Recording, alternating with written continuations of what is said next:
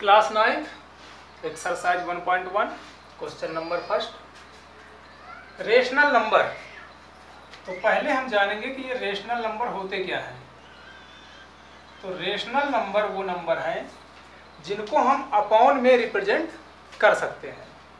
जैसे कि ये इस पे अपॉन है, एक नंबर अपॉन के ऊपर है, एक नंबर अपॉन के नीचे है। न्यूमरेटर ऊपर वाले को बोलते हैं और डिनोमिनेटर अपॉन के नीचे वाले को बोलते हैं। तो इसको हमने न्यूमरेटर और डिनोमिनेटर के फॉर्म में लिख रखा है, इसलिए ये नंबर कौन सा है हमारा? Rational number. रेशनल नंबर ये सारे क्या हैं? Rational number. अब यदि हम बोलें कि 5 क्या है, तो 5 भी एक रेशनल नंबर ही होता है, क्योंकि हमने पढ़ चुके हैं कि अपॉन के नीचे हम 1 किसी पे भी लगा सकते हैं। तो ये भी किस में हो गया? P और Q के फॉर्म में हो गया। P और Q के। तो ये भी क्या है? Rational number. ये भी क्या है? Rational number. ये भी क्या है? Rational number. ये भी क्या है? Rational number. कैसे है? तो हमें पता है कि यदि इसका हम पॉइंट हटाने की कोशिश करें तो पॉइंट के बाद एक नंबर है तो एक जीरो वाला, मतलब 10 नीचे आ सकता है। तो ये भी नंबर क्या है? एक रेशनल नंबर है। ये नंबर भी क्या है? एक रेशनल नंबर है। पॉइंट के बाद दो नंबर हैं तो इसमें 2 जीरो आ सकते हैं। ये भी क्या है? एक रेशनल नंबर है। पॉइंट के बाद 3 नंबर हैं, 3 जीरो हम लगा सकते हैं। तो ये सारे के सारे क्या हैं? एक रेशनल नंबर है।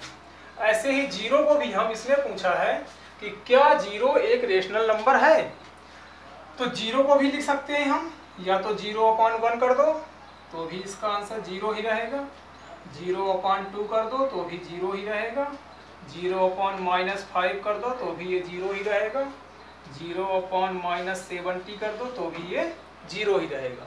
इसका अर्थ ये हुआ कि 0 का किसी भी नंबर से डिवाइड कर दो तो उसकी जो वैल्यू रहेगी वो 0 ही रहेगी। मतलब इस क्वेश्चन में हमने कुछ भी चेंज नहीं किया है। नहीं किया है तो 0 को हम अपॉन के फॉर्म में लिख सकते हैं, इसलिए 0 क्या है? Rational number. तो हम लिख देंगे यस 0 इज रेशनल नंबर। आगे क्या पूछ रहा है कि क्या तुम इसे P/Q के फॉर्म में लिख सकते हो? तो हम बताएंगे कि हाँ, इसको लिख सकते हैं। ये सारे क्या हैं? P/Q के फॉर्म में ही है, तो लिख सकते हैं। 0/-2 लिख सकते हैं, 0/5 लिख सकते हैं, 0/-17 लिख सकते हैं, 0/ कुछ भी लिख सकते हैं। ठीक है, आगे देखते हैं। Where P and Q are integers। कहने का मतलब रेशनल नंबर वाला वो नंबर है जिसमें ऊपर भी क्या है? इंटीजर नंबर, और नीचे भी क्या है? एक इंटीजर नंबर। अगर अपॉन के ऊपर एक इंटीजर है, अपॉन के नीचे एक इंटीजर नंबर लिखा हुआ है, तो उसको हम बोलेंगे कि ये पूरा मिलकर के क्या होता है? एक रेशनल नंबर होता है। 3 भी क्या है? एक इंटीजर होता है। इंटीजर मीन्स पूरा पूरा एक नंबर। 3, 2, 500, 200 जितने भी हैं इंटीजर्स हैं। तो इंटीजर 3 है, नीचे भी माइनस का 2 क्या है? निगेटिव इंटीजर है, मतलब इंटीजर है। तो ऊपर भी इंटीजर, नीचे भी इंटीजर, तो इस नंबर को हम क्या बोल देंगे कि ये क्या है? एक रेशनल नंबर है।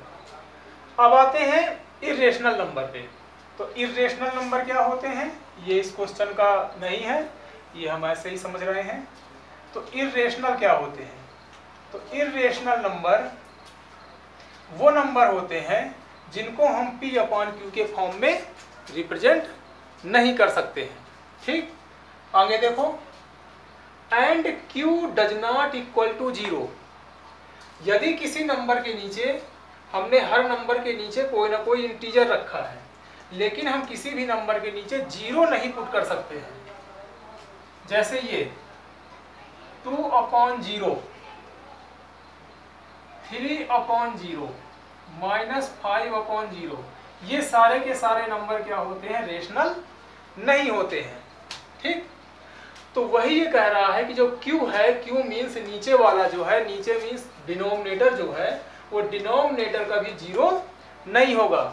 अगर डिनोमिनेटर जीरो है तो वो हमारा रेशनल नंबर नहीं है।